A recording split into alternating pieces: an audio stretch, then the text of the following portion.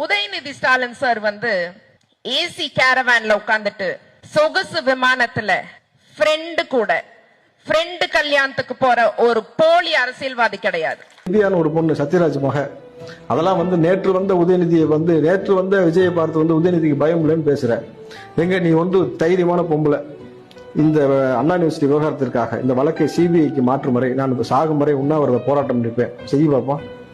எடுத்து ஒரு கண்ணன் அறிக்கை கொடு பார்ப்போம். உன் சமூகம், உன் பெண் சமூகத்திற்கு இவ்வளவு பெரிய அநீதிகள், உன்னுடைய பெண் சமூக குழந்தைகளுக்கு அநீதி நடக்குது. பேசு பார்ப்போம் தைரியமா. வெக்கம் இல்லாம நீங்களாம் ஒரு கட்சிக்கு போய் மனதை அடமான வைத்து விட்டு முட்டு கொடுக்க வேண்டிய அவசியம் என்ன இருக்குன்னு நான் கேட்கிறேன்.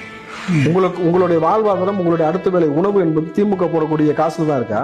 இல்ல நீங்க படிச்சிருக்கீங்கல்ல, நான் கேட்கறது ஒன்னே ஒண்ணுதான். படிச்சிருக்கேன், டாக்டரா இருக்க. அப்போ சமூகத்துக்குள்ள உனக்குன்னு ஒரு பொறுப்பு இருக்கு. மருத்துவரை என்ன கண்ணோட்டத்துல பாப்பாங்க? கடவுளுக்கு அடுத்தபடியே மருத்துவரை பாக்குறாங்கல்ல. அப்ப நீங்க என்ன கண்ணோட்டத்துல சமூகத்துல பங்களிப்பாட்டணும்? முட்டு கொடுக்கறது அவங்க வேலை.